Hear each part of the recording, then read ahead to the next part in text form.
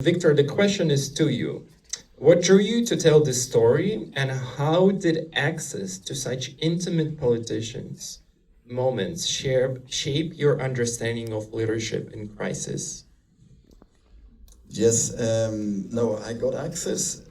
I don't know exactly, but as I said before, I have made political films before, or films about politicians before, and that helped, of course. And I mean, honestly, when I approached Olga Stefanishyna, well, that was in Prague, gone there with the Swedish minister.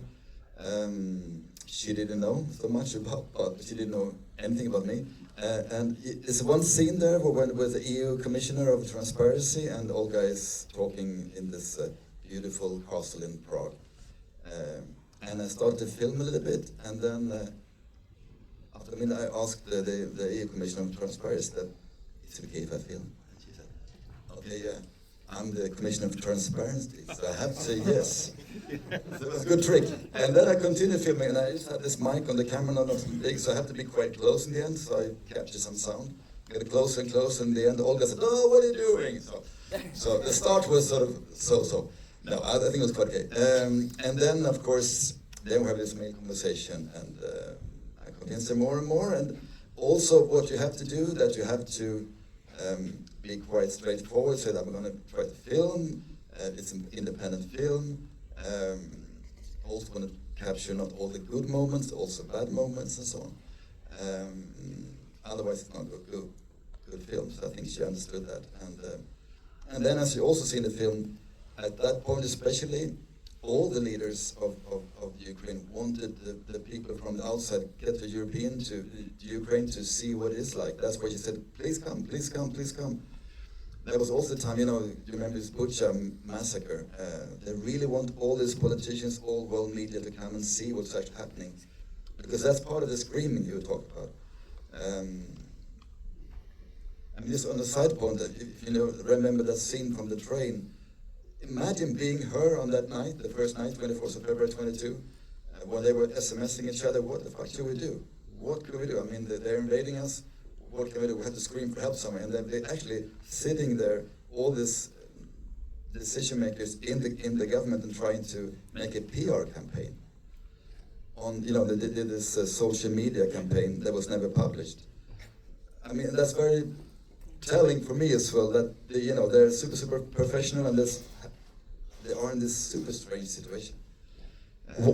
One thing that was long answer, sorry, but yeah. One thing that stood out to me at the moment you mentioned in the train, when Olga said, we're doing this radical campaign in the European Union, and she said, if you're not with us, Yeah.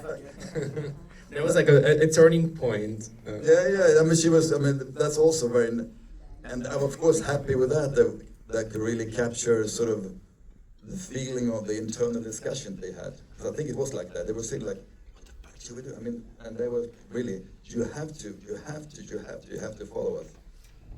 And I think that was how it worked, I think. I mean, of course, that's aim if you're doing a film like this, that you want to try it so we all understand what is happening. And they are not robots, they are politicians, but they're also normal human beings trying to make the right decision, which is not easy. So that was, of course, one of the aims, to get under the skin a little bit. Thank you so much, Viktor. Great answer. And segueing to what Robert mentioned today about being a human being. At the end of the day, no matter who we are, what we do in life, at the end of the day, we're all human beings. We all have emotions. We're all going through our personal stuff, through the work stuff. And it's important for us to still do the job and show up every single day. Robert, question to you, and it's a twofold question, and I'm sure you can handle it after so much experience.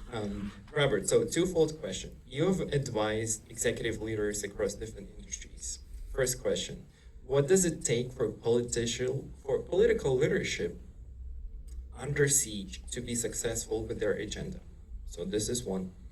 And number two, what defines moral courage when every decision carries enormous consequences under high-stakes pressure?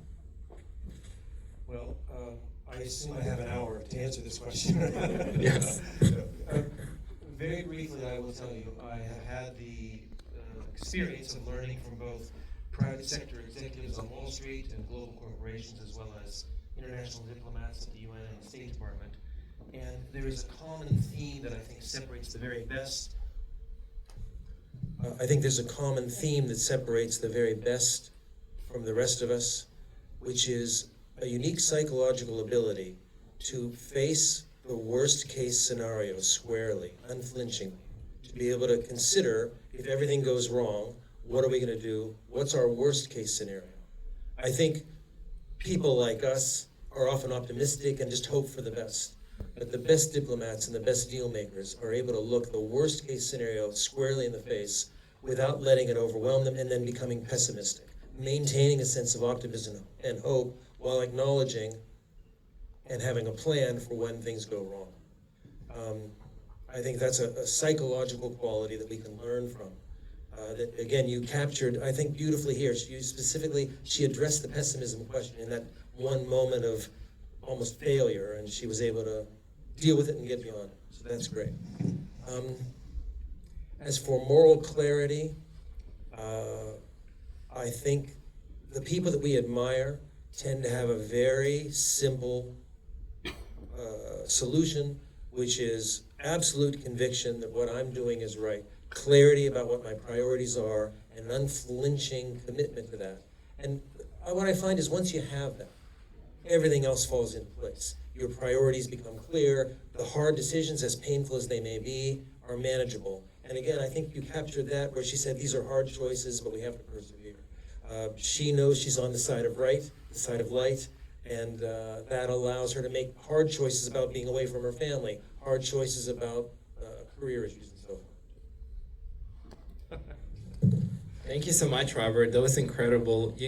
I feel like you just get a little quick lesson on negotiations and influence from Robert. That's what I was Exactly. This is what you do, and you're the best at it.